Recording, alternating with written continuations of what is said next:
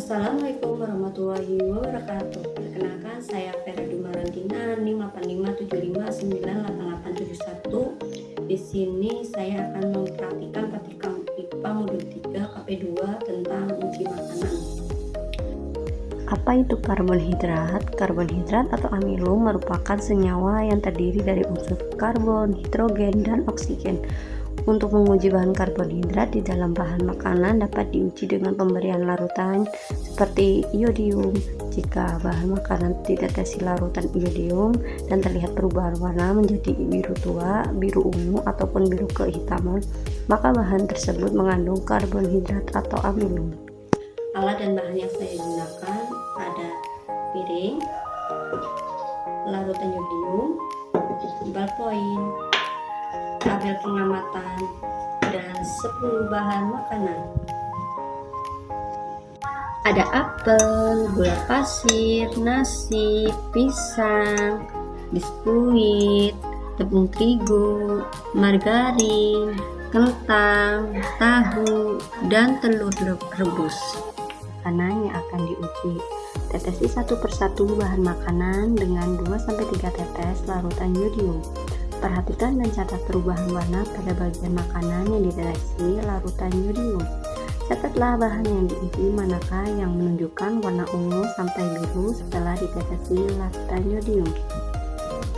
Catat semua hasil pengamatan ke lembar kerja dan buatlah kesimpulan tentang zat-zat manakah yang mengandung amilum. Dari hasil pengamatan, ternyata bahan yang mengandung zat karbohidrat atau amilum adalah yang pertama, nasi, yang mana warna awal nasi adalah putih terang berubah menjadi ungu kebiruan. Yang kedua adalah tepung terigu, yang mana warna awalnya adalah putih terang berubah menjadi ungu kebiruan.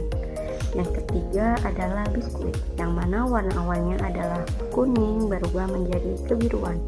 Dan yang terakhir adalah kentang, yang mana warna awalnya adalah kuning berubah menjadi ungu kebiruan. Hal tersebut terjadi dikarenakan reaksi antara zat-zat amilum sehingga menyebabkan perubahan warna menjadi ungu sampai kebiruan. Jadi, dari hasil pengamatan, dari 10 bahan makanan yang ada terdapat 4 bahan makanan yang mengandung amilum yang paling tinggi, yaitu nasi, tepung terigu, biskuit, dan kentang. Selanjutnya uji lemak. Alat dan bahan yang saya gunakan ada air, ada minyak, ada seledri, ada singkong, ada pepaya, ada wortel, ada kacang tanah, ada jagung, ada kemiri, ada margarin, ada susu, dan ada santan, 2 pipet sama 2 sendok, kertas coklat, dan senter. Pertama, saya siapkan label kertas minyak dan air, lalu kita teteskan minyaknya sedikit saja, 1-2 tetes, kemudian kita teteskan juga pada label air. Jadi kedua kertas ini kita diamkan sekitar 10 menit hingga mengering. Inilah sebagai acuan kita untuk mengidentifikasi mana yang lemah dan mana yang tidak.